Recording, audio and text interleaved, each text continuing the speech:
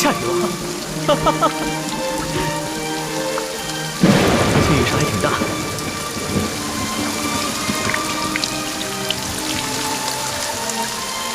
看这个雨势，山西的旱情应该能得到缓解。这都是主子您宅心仁厚，感动了上苍，所以上苍才降下甘霖，拯救万民呐。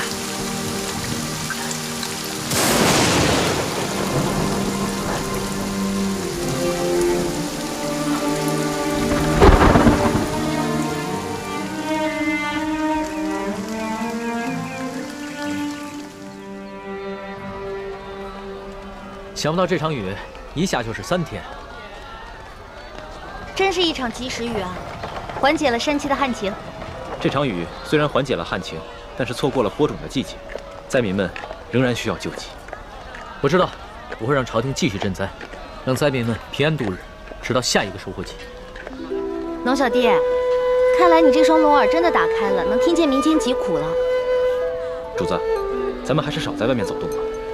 前些日子发生那么大动静，一定会惊动官府。索大人出去调兵，不知道什么时候才能回来。万一在这个时候发生什么意外的话，那可不得了。我想看一看刘德昭他们会如何行动。再说了，那日我们都易容，他们认不出来。就是嘛，你要对我的易容术充满信心。主子，你看现在街道上，这个灾民比以前少了很多，多半是他们领到了钱粮，又看到旱情得到了缓解，所以都回家去了。 只是这些钱财还完全不够，有一些住得偏远的灾民，还有一些老弱妇孺，就完全没有得到救济。主子，像那样的行动，可一不可再，还是等索大人调兵回来，拿下刘德昭这个贪官，再安排可靠的官员，严格执行朝廷的赈灾计划，才是长远之计。说的有道理啊。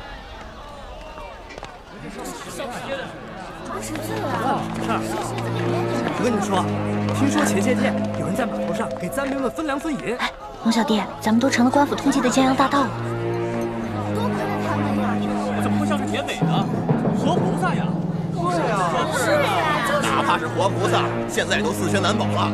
这劫了官粮官银，可都是杀头的罪啊！是啊，就咱们老百姓啊，最可怜了。逆来顺受是个死人，这官逼民反还是个死啊！你说他们这些好人都被抓了，多好的人生，太可怜分粮呢。老百姓真没有活路了。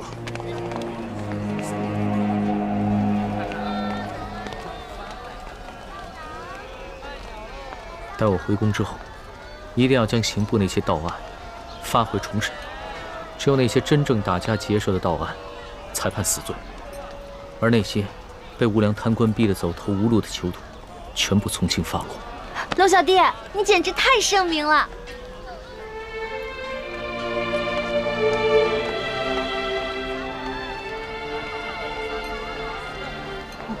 怎么了？他不过是随口一说，你还当真了？你就这么容易被他感动了？你不信他说的吗？我觉得这次来山西对他感触挺深的，他刚才说的都是真心话。 只怕他的真心，不过是一时头脑发热。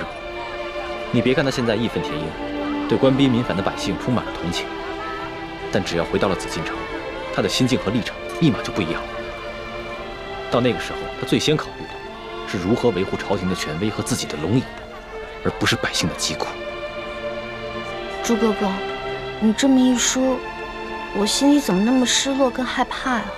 环美，我知道。 你对康熙充满了幻想，但将来你就会慢慢明白，他绝对不可能是你想象中的那个样子。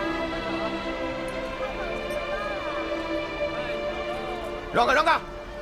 官爷，求你再仔细看看这画像，和老朽只是略有几分相似。闪开，闪开，闪开！这3个人看上去跟老实巴交的，哪有胆量去劫官粮官银啊？就是啊，看他那个小身板，个个瘦的跟皮包骨头似的，就算有那个贼胆，也没那个能耐呀。行，这3位活菩萨神龙见首不见尾，给灾民发放完钱粮之后就消失得无影无踪，肯定是有来历的高人啊！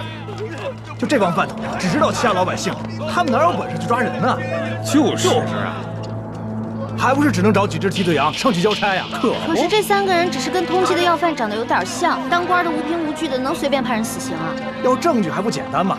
这帮官老爷哪个不是无中生有、栽赃陷害的能手啊？这可是死罪，这犯人不认罪，当官的他也能硬判啊。嗨，只要进了公堂，还由不得你不认罪啊！三目之下，何共不可？对，到了秋后，3颗人头落地，这案子就了结了，关老爷又可以高枕无忧了。走，咱们去看看去，看看巡抚大人看看去，看看去。对，走。龙小弟，怎么办啊？他们不会真把无辜的百姓屈打成招吧？咱们也跟上看看去。也不知道要怎么审啊！哎，咱们快去看看。走，快点！让开，让开！主子，现在怎么办啊？临出来之前，为了预防万一，我把那道圣旨带来，要不然以钦差的身份进去问一下。不急，咱们先看看这个刘德昭怎么办这个胡乱。这也不让我们进呐！走。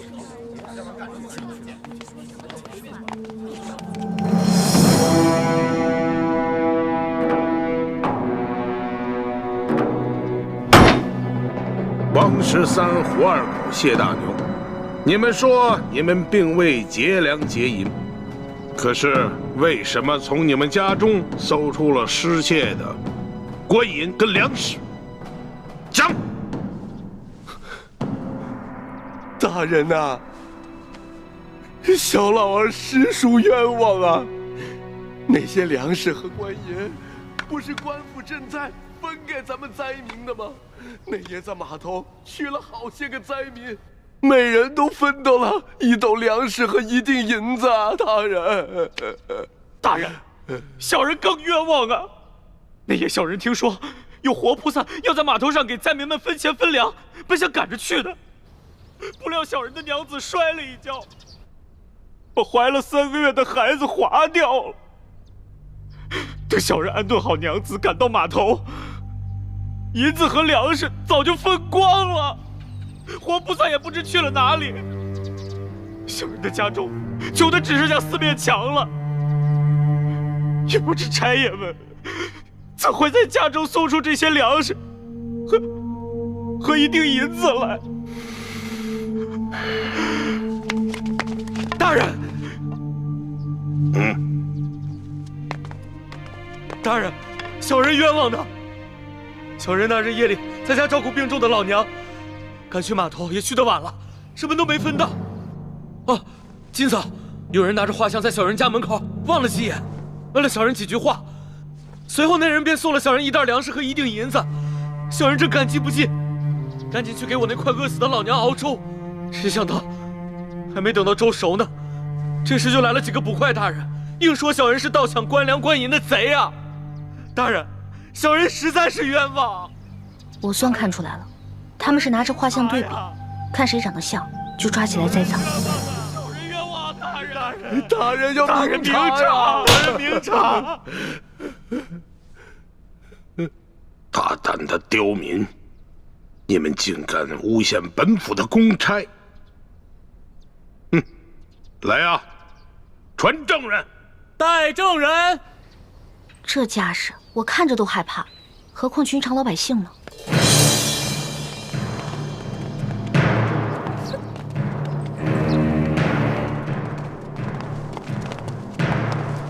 参见大人。好了，都起来吧。谢大人。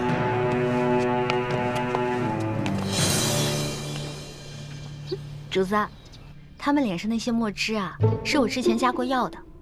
要是想洗掉的话，除非搓掉1层脸皮，不然的话1个月都别想洗掉。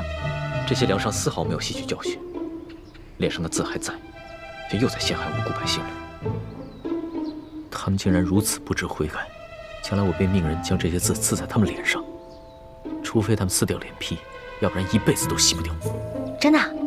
那就太痛快了，这就叫做恶人自有恶人磨。你什么意思啊？我也是恶人。我不是那个意思，我的意思是说，古往今来哪个皇帝不杀人啊？一句话不就血流成河吗？难道不是最大的恶人？环美，就算主子说了，在宫外可以畅所欲言，但你也不能不知轻重，胡乱说话。我知道，龙小弟嘛，宰相肚里能撑船，更何况你是皇上，所以你肚里可以撑100只、1000只，可以撑上万只啊！所以你肯定不会跟小女子计较的，对不对？哎，行了，别说那么吵，我都听不清公堂上的动静了。哦，你们几个证人，认一认前面这3个，他们可是那日打劫你们的匪徒。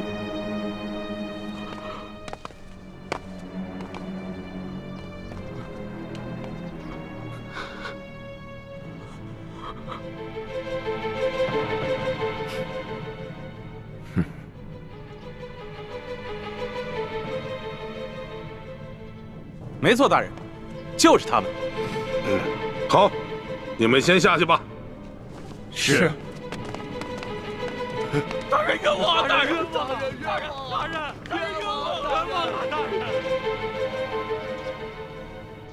王13，5个人都指认你们，你们还有何话要讲？大老爷，老朽冤枉啊！冤枉啊！冤枉啊！大人，冤枉啊！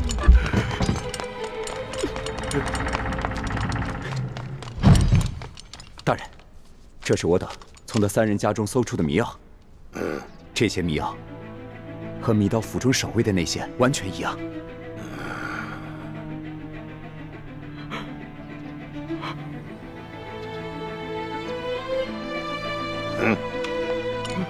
大人，大人，小人跟老娘直肠挨饿，早都不想活了，就连买包老鼠药的钱都没有，哪里来的钱买迷药啊？大人，冤枉啊！大人，大人，小人和娘子也饿了好些天了，家中若有迷药，早就不管这么多，先吃下去了，哪里还能留到官爷们来搜啊？大人，冤枉啊！大人，大人，大人，卑职刚刚在高级药铺调查到，王13前些日子曾去药铺买过药材，这些药材正好可以配出强效迷药。这是高级药铺掌柜高老师的书证，大人请过目。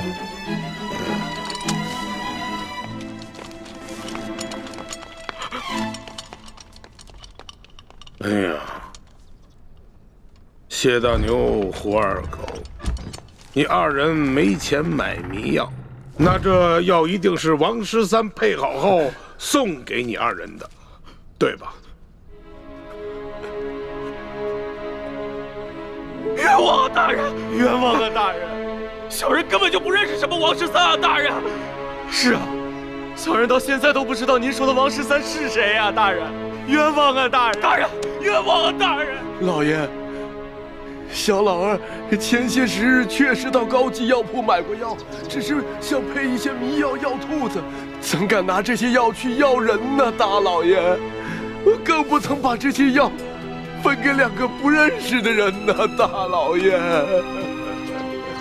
真没想到，他们连相关的伪证都做好了，看这手法，简直是轻车熟路。看来他们早就商量好了，如果找不到我们3个，就要拿这3个无辜的百姓顶罪。你们这些个刁民啊，人证物证俱在，还敢抵赖？冤枉啊！大人，冤枉！还不赶紧给我速速的招来！你们是如何勾结江洋大盗，盗取府库官银的？大人，小民冤枉啊！明察呀！大人，一群刁民，刁民！事到如今还敢喊冤？好，来人呐，每人重打30大板！看你们还敢嘴硬！打死冤枉啊！